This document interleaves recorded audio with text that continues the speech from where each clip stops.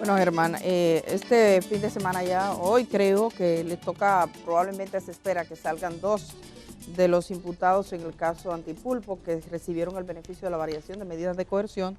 Ya antes, El Alexis viernes. Medina, exacto, y Fernando Rosa, el segundo de Fomper, Alexis Medina, hermano del expresidente de la República. Él tenía una tarjetita que así era que no fue funcionario del Estado, no era funcionario del gobierno, pero hizo muchos Era negocios. más que eso. Hizo muchos negocios con el gobierno. Era más que eso. Era el superpoderoso hermano del presidente de la República, y ese apodo de Pulpo se le puso porque abarcaba, como ya dijimos antes, desde animalitos vivos hasta computadora, equipos médicos, inodoros, Medicamentos de alto asfalto, costo. de todo. ¿Cómo dirías tú en inglés? Everything. De todo.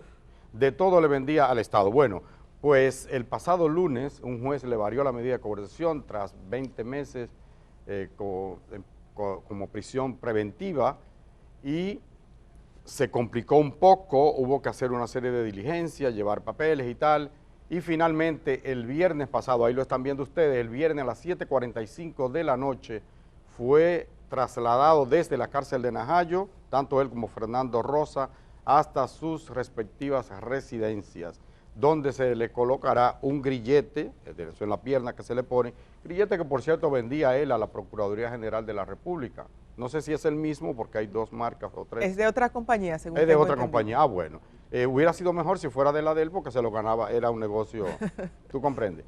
Entonces se dio eso, ese traslado, ahora él se espera lo que decida, si va a impugnar, si va a apelar el Ministerio Público a esto. Edith, no sé si tiene una precisión sobre este asunto, pero lo que dicen los abogados es que el Ministerio Público podría apelar esta decisión, ya le ha sido trasladado. El proceso no es que Fernando Rosa y Alexis Medina están libres, no están libres. Tienen una medida de coerción, solo que le han variado de prisión a arresto domiciliario. Eso es, el proceso continúa. Sí. Las acusaciones que se le hacen son bien complicadas, bien pesadas. Estamos hablando de estafa, asociación de malhechores, desfalco contra el Estado, prevaricación y lavado de activos. Agregar a eso, Germán, también a tu comentario que todavía quedan en prisión, pero tendrán que esperar un poco por retrasos en el papeleo. Huacal Bernabé y también José Dolores Santana, ambos tendrán que pagar unos 20 millones de pesos de fianza para salir. También tendrán los grilletes, al igual que Fernando Rosa. Fernando Rosa, el exdirector del Fondo Patrimonial de Empresas Reformadas por PER, tendrá que pagar unos 30 millones de pesos, mientras que Alexis Medina, como lo hemos reiterado, pagará, bueno, me imagino que ya pagaron porque ya están Sí. en otra medida, tiene 60 millones de pesos. Quedan, llama la atención también el hecho de que todavía quedan, de acuerdo a cifras de enero de 2022, quedan unos 15.509 presos en calidad de preventivos aquí en República Dominicana. Estamos hablando de un total de 27.146 reclusos, el 59%, 15.509 personas quedan en calidad de preventivos en las cárceles y demás centros de nuestro país, centros penitenciarios de nuestro país. Entonces ahí vemos. Sí, sabes que esto que ha ocurrido con este caso de Alexis Medina constituye una señal. Evidentemente la gente está muy atenta a las señales que se manden para estos casos, porque en República Dominicana hasta ahora ha sido inusual que la gente de poder sea procesada, sea judicializada, y finalmente que los pocos que lo sean se consiga incluso una condena o que perdure el tiempo. Estos casos están llenos de mucha información, la gente pudo ver esos expedientes, ver los debates, ver lo que se dijo en las audiencias, y evidentemente hay mucho que explicar, como alguien que es hermano de un presidente de la República se convierte en uno de los principales distribuidores y suplidores del Estado Dominicano, con las consecuencias que eso tuvo. No es que suplía productos habituados él a tener como una empresa, sino que se creaban empresas para hacer esa conexión para el Estado. Y cuando no era él el que le quería vender al Estado, tenía que hacerlo a través de él. como Porque pasó, eso es parte del asunto, por ejemplo, ¿no? con los Sí. medicamentos de alto costo, Exacto. que empresas que eran suplidoras del Estado, como él podía cobrar rápido, podía salir rápido, bueno, pues entonces tenía ese encargo, ¿no? Esa encomienda. El juez que conoció de las medidas de coerción hizo referencia en su discurso a eso. Dice, bueno, tiene que pagarle al que realmente está vendiendo y a él que pasa a ser el intermediario. Un informe que estuvo cargado de imágenes, por ejemplo, de equipos que se compraron para hospitales del país que ya no existen, equipos o que nunca llegaron o que llegaron con deficiencias, equipos que no se pueden utilizar porque no tienes quien los arregle o que no se tomaron en cuenta, una serie de situaciones frente a esos equipos, porque el criterio no era que los equipos o lo que se compraba sirviera a la gente, sino que se hiciera negocio. Sacarle Es decir, dinero. Sí, que hubiesen negocios. Y se hizo mucho negocio en muchas instituciones del Estado. Evidentemente, la decisión del juez parte de un criterio de que pasaron los 18 meses, de hecho llevaba 21 meses apresado y que había sido declarado un caso complejo. El Código Procesal Penal establece un plazo de 18 meses. Ahora, para que se conozca ya la audiencia preliminar. Hay que decir que la audiencia preliminar, o por lo menos sin que tenga una sentencia o una disposición, la audiencia preliminar, ese proceso de juicio, primero tenemos una primera fase que fue la de conocimiento de las medidas de coerción, ese fue el que vimos con el magistrado Alejandro Vargas, y el Ministerio Público tiene que presentar acusación. El Ministerio Público en el caso Pulpo presentó la acusación en el mes de diciembre acá ha corrido mucha agua, entonces lo que se ha producido aquí es una gran tardanza en los procesos que usted nota que van extremadamente lentos. Yo decía el otro día, porque esa puede ser una jugada maestra, que se vaya a todos los procesos, o sea, se tarda, se baraja, llegó el tiempo y ya, no se puede, ya, incluso algunos de esos casos podrían correr el riesgo de que periman ya, de que pasen los 4 años en la cual se espera tengan una sentencia, una disposición firme. Estuve conversando con un juez y verificando con abogados especializados. Hay bastante historia y precedente a raíz de algo que estábamos diciendo aquí, que si el Poder Judicial podría en República Dominicana estar a la altura de las circunstancias.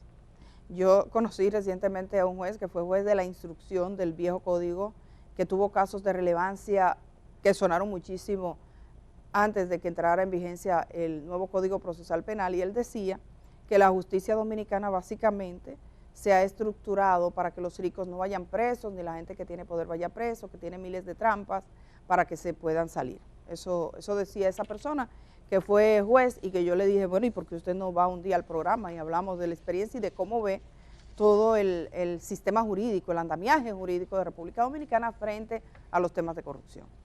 Pero también conversaba con un juez de la presente, de la coyuntura reciente, o sea, de cuando tenemos el Código Procesal Penal que está normando las audiencias. Entonces hay algo importante, y es que el hecho de que alguien cumpla 3 meses, si fueron 3 meses que se le dictaron medidas de coerción, 6 meses si se le dictaron 6, o 18, si ya se le dictaron 18, la salida a la calle no es un proceso automático, es decir, usted tiene 18 meses, vamos a variar la medida porque ya usted cumplió los 18 meses, sino que hay una contabilidad de cómo ha sido todo ese proceso de las audiencias, a quién le carga ese proceso de posposición que impiden el conocimiento del proceso mismo. Entonces, en este caso, hay en varios momentos que son abogados de la defensa porque alguien se enfermó, porque hay un problema. Otras veces es el tribunal que dispone, por ejemplo, que el Ministerio Público tenga que tomar algún tipo de decisión para dar las pruebas, que en algunos casos podrían estar incluso ser actividades que se supone eran propias del tribunal. Entonces, por eso es bueno hacer una relación de qué fue lo que ocurrió con este caso, es lo que estamos preparando en este programa, para que ustedes puedan observar de manera clara cómo ha sido. No parece haber prisa. O sea, tenemos un caso que si cada vez que se pospone, si lo pones más de un mes, 30 días, 40 días, 50 días, para conocer la próxima audiencia, así no vamos a llegar a ningún lado. Habría que hacer algún tipo de calendarización, o si eso queda libre. Y existen precedentes tanto en la Suprema Corte de Justicia como en el Tribunal Constitucional para normar esto. Yo me preguntaba, ¿y eso no está normado? Sí que está normado. Ellos pueden poner Entonces, un límite y decirle, bueno, ya. Sí, y es como si no hubiese un sentido de prisa. O sea, si vamos a tener audiencias que van, y la característica de ahora es que puede pasar un mes, pueden pasar 2 meses, pueden pasar 50 días, pues entonces vamos tomando nota que este es el primer caso de muchos, porque los demás casos podrían irse también por las cañerías igual, o sea, sencillamente que no sea posible, porque si hay una característica clara en este tipo de procesos es que las personas imputadas tienen buenos abogados. Y mucho cuarto. Y puede representarles. El que tiene mucho abogado porque tiene mucho cuarto. Entonces, porque si hay algo caro en este país es la justicia. Sobre la todo, defensa. Sí, no, es caro. La justicia aquí es cara, lenta, cara, pero sobre todo para el que no tiene. Yo creo que será de mucha utilidad la entrevista que tenemos el jueves. Sí, vamos a hablar con una abogada vamos a hablar para documentar cómo ha sido, un poco también para hablar cuáles son las normas. Exacto. Es un tema al que le vamos a dar seguimiento. ¿Por qué? Porque es importante. Miren, sabemos que a mucha gente le pareció, se riega en las redes, es libertad, porque también la variación a veces no la entienden.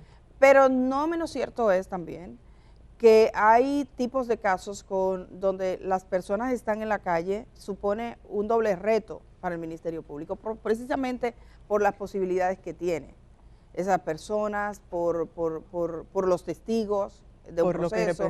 Hay muchas razones por lo que representa, por el poder que se mueve en su entorno, o sea, hay muchas razones que hacen que esa variación de medida de coerción sí pueda tener algún tipo de impacto. Entonces, aquí habrá que analizar esto, pero según vemos las cosas, de continuar con esa tendencia, muchos casos podrían tener un gran revés. Falta saber si el Ministerio Público apelará o no esta decisión. Según los datos que ofrecía aquí mismo Miguel Valerio, que representa a los órganos del Estado que están presentando una demanda en el caso del área eléctrica, en el mismo proceso, decía que nunca fue atribuible ni a los representantes del Estado ni al Ministerio Público ninguna de las proposiciones. Entonces es bueno analizarlo en el terreno. Pero relación, Edith, en relación a lo que tú comentas del mismo proceso y lo complejo que pueden resultar estos procesos para la justicia dominicana, hay un proyecto de ley, no sé si lo vieron, que sometió el diputado Juan Dionisio Rodríguez, un proyecto de ley para crear una jurisdicción especial para casos de corrupción. Y esto es algo que en las entrevistas que tuvimos en estas semanas, varias entrevistas con diversos expertos en la materia, ellos apuntaban al mismo tema de que primero son casos complejos y segundo son casos a los que la misma justicia en nuestro país no está acostumbrada. La justicia, los jueces, el mismo Ministerio Público no está acostumbrado a tratar con este tipo de expedientes voluminosos, expedientes que que involucran a personas, a exfuncionarios o a personalidades, en este caso, bien ligadas a funcionarios de alto rango dentro de un gobierno. Entonces, es la primera vez que la justicia en República Dominicana se enfrenta a algo como tal, y el que contemos con una jurisdicción especializada, con jueces y con un ministerio público o fiscales que estén dedicados especialmente a tratar estos casos, yo considero que sería un gran paso de avance. Que hay varios países de América Latina que lo tienen, tribunales anticorrupción. Aquí hemos tenido casos, por ejemplo, tuvimos el caso Baninter, los juicios bancarios, sí, hubo una condena. Es verdad que Hipólito nos puso a pagar a todos. Sí, nos puso a pagar a todos. En vez de quitarle la riqueza que esa gente obtuvo a través de engañar a muchísimos ahorristas, Hipólito nos puso a que todos pagáramos parte de ese hoyo terrible de Baninter, pero por lo menos hubo condena, hubo prisión para los implicados. Miren, en el caso, hay una cosa, un detalle que me lo apuntaba Aportes a esta hora de la mañana, los 60 millones de fianzas son 6 millones en realidad, se paga una prima, y en el caso suyo lo pagaba en efectivo, o sea, lo pagaba, entregaba el dinero, porque a veces incluso se ponen fianzas, que son las compañías aseguradoras las que se encargan. Miren, en el caso de Donald Guerrero, todavía no es un caso formalizado ante la justicia, el Ministerio Público no ha presentado acusación contra el ex ministro de Hacienda. Donald Guerrero, recordemos que él era el que aparecía en la pandemia haciendo el siguiente anuncio. Vamos a recordar un poquito. Miren ustedes ahí, en ese momento lo que nos dice es que todos tenemos que amarrarnos los pantalones. El gobierno definía una política para pagar a los trabajadores que estaban suspendidos, se caía el turismo, eran momentos muy duros y de esto era que hablaba el ministro de Hacienda entonces. En concreto, les explicaré el funcionamiento de los dos principales programas que ha puesto en marcha el gobierno, con el objetivo de asegurar el empleo, los ingresos y la alimentación de los dominicanos y dominicanas durante este periodo de emergencia. Lo que no sabíamos era que en momentos en que estaba en riesgo el empleo, la alimentación, la seguridad, todo en la vida de los dominicanos, que el mundo estaba de cabeza. República Dominicana, como todo el mundo, estábamos de cabeza. En angustia. ¿Qué vamos a hacer? Incertidumbre, angustia. Eso era lo que caracterizaba ese momento. Estamos hablando del 1 de marzo del año 2020, en una etapa preelectoral. Y ahora nos encontramos con la sorpresa de que al tiempo que el gobierno estaba diciendo, señores, amárrense los pantalones, aquí vamos y las mujeres las faldas, vamos a tener que vivir con lo poco, le vamos a pagar unos cielitos para que alcance la comida, no se preocupen, vamos a tratar de salir buscando arreglo, buscando dinero. Estamos con ustedes en esta situación. Buscando para darle unas cuotas prácticamente de sobrevivencia mínima, porque se tienen que quedar en casa, porque el COVID no sabemos lo que va a pasar. Al mismo tiempo, se estaba expidiendo cantidades increíbles de dinero pagándola para unas denominadas expropiaciones. Es decir, el gobierno tenía dos discursos. Usted tiene, estoy aquí con ustedes, estamos en una completa austeridad y al mismo tiempo se estaban haciendo pagos en montos fabulosos, 17 mil millones, dicen, se pagaron en apenas 6 meses. Una cifra, eso nunca lo dijeron, eso nunca se dijo. Sí, una cifra, Edith, que hace ver el caso del pulpo como un pelliquito de ñoco. Pone al pulpo enano, óiganlo bien, el pulpo queda delante de Donald Guerrero, de ser cierta esta acusación que se hace, como un enano, porque lo triplica. Estamos hablando de 19 mil millones, lograron captar hasta 17 mil millones, pero la meta eran 19 mil millones. Bueno. El caso Pulpo son 4.800 millones, ¿verdad que sí? El caso Medusa eran 6 mil millones, se hablaba de 10 mil, pero hasta 6 mil millones. Es decir, que entre los dos llega como a 10 mil y este casi que lo duplica a ambos sumados. 19.653. Se ha dicho que este es uno de los casos más relevantes, más importantes, más grandes que hay por los montos económicos que manejó. Es importante decir que lo que se conoce de este caso es porque una jueza dispuso una serie de medidas que le había pedido el Ministerio Público, específicamente la PETCA, para que se autorizara a las entidades bancarias a ofrecer información respecto a Donald Guerrero y otros. Esa disposición se conoció de manera que no se esperaba, no fue formal, alguien filtró esa información y se conoció algo que viene, digamos, que lacera un poco el proceso de la investigación y ellos mismos se encontraron con términos que probablemente no conocían de esta investigación. Ha sido una de las investigaciones más duras que ha podido realizar el PETCA, eso es lo que tenemos entendido hasta este momento y ustedes lo ven incluso porque se ha discutido. En el día de ayer los abogados de la defensa del señor Donald Guerrero, que todavía no está sometido a la justicia, pero que ha sido interrogado varias veces por los fiscales. Defensa preventiva. Emitieron un comunicado. Pero bueno, ese comunicado tiene cosas interesantes. Sí. Para comenzar, ellos no niegan que se haya hecho los pagos. Lo primero. Este es un tipo de delito contrario a lo que pasa con otros que dicen, mira, esto no fue así, no sé. Pero como son pagos que están registrados en la Contraloría General de la República, los pagos se hicieron. Ahora hay que ver cómo se hicieron esos pagos y a quiénes beneficiaron. Ellos dicen, beneficiaron a herederos, habría que determinar. Hay un programa que hizo Alicia Ortega con respecto a estos pagos. Muy interesante. Y dice, exacto, que da una referencia inicial, que habían personas que le pagaron dineros que supuestamente se le debía desde la guerra de abril del 65, desde allá, que le habían expropiado. Dineros que se pagaron por solares que nunca fueron declarados de utilidad pública. Dineros que se pagaron por parte de los arrecifes del malecón. Entonces esos son resultados parciales. Nosotros no tenemos en este momento una mirada íntegra a lo que fue ese proceso. Será cuando el Ministerio Público vaya a los tribunales, presente acusación, que se va a saber exactamente el alcance de este proceso. Él, por supuesto, y sus abogados, es lo normal. Está diciendo, miren, eso no fue nada, ahí no pasó nada, todo eso es conforme a la ley, todo eso estuvo maravilloso, eso no es ningún delito, nos están imputando, bueno, pero llegará el momento de ir a los tribunales de la República. Entonces, tú sabes, Edith. Hasta ahora no se conoce, ahora, por lo menos, mira, si no fuera delito, si se entregó, el gobierno nunca dijo que estaba pagando en ese momento, en el momento de la pandemia, Justo. miles de millones de pesos. ¿Cómo fue?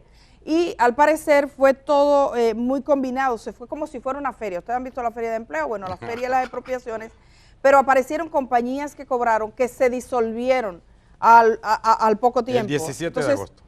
Ese tipo de detalles, evidentemente todavía es muy limitada. Yo creo que hay una cosa importante, es que de entrada hay dos elementos relevantes. Primero, que ellos no niegan que estos pagos se produjeron. Será ahora ver cómo se produjeron. Y lo segundo, que termina la nota que envían el Consejo de Defensa del señor Donald Guerrero, que debe ser un consejo robusto, como todo lo robusto que puede ser un consejo que defienda a este señor. Son abogados especializados, dicen que está a disposición del Ministerio Público. O sea, eso es, responder las preguntas y llegará el momento en que presenten, supongo, la acusación también en este caso. Así que vamos a esperar ese momento. Tenemos... Edith, que a mí me una llama, pausa. Sí, casi ya. Vamos a la pausa, pero un momentito, por favor. Mira, me llama mucho la atención que uno de los abogados implicados presenta esta situación como una hazaña, como una gran hazaña. Es que es una gran hazaña. Sí. Pero la hazaña de quién. Pero como que lo hicieron súper bien. Mira, lo que yo hice fue que encontré unos documentos allí, vi unos herederos que no habían cobrado eso, unas expropiaciones. Nosotros le dijimos, hey, dame ese caso que yo te doy algo, y ellos cobraron el bojote de peso, le dieron una boronita a la gente. ¿Por qué? Porque es que desde el Ministerio de Hacienda se sabía dónde estaba, porque se incluyó a bienes nacionales, se incluyó a la gente de catastro, se incluyó la Contraloría, se incluyeron una serie de funcionarios, ¿verdad? Que entre todos decían, mira, aquí hay. Edith tiene, el abuelo de Edith tenía una parcela. No, otro ejemplo. Tú no tenías nada. Ponga el abuelo de Germán tenía. A Rosita Cóchale, tiene, tú pues puedes yo decir loco Rosita. que aparezca mi abuelo con algo por ahí. No tenía nada. Mira, este señor tiene, esta familia tiene tantas tareas, tantos metros cuadrados por allí en una zona, y eso el Estado alguna vez lo ocupó o le pagó, no sé qué, y lo que yo identificaba era dónde había un hueco, lo multiplicaba, le daban a la gente, decían, la gente lo tenía ya por perdido, le decía, mira, te vamos a dar 200,000 pesos, un Ese millón, es en el mejor de los casos donde realmente habían herederos, pero... En otros casos no, eran que se lo inventaban prácticamente.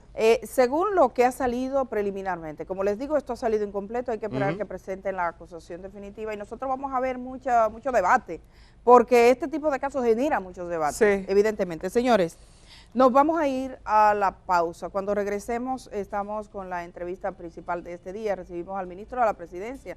Es su primera entrevista como ministro de la Presidencia. Le habíamos entrevistado antes en otras funciones, pero será importante ver cómo ve, hacia dónde va el gobierno y cuáles son, digamos, los aspectos que él trae consigo al cargo que ocupa. Aquí estaremos de vuelta en un momentito. El día camina contigo allá donde vayas. Cuando salgas de casa, continúa con nosotros en YouTube. El día, 25 años de buen periodismo.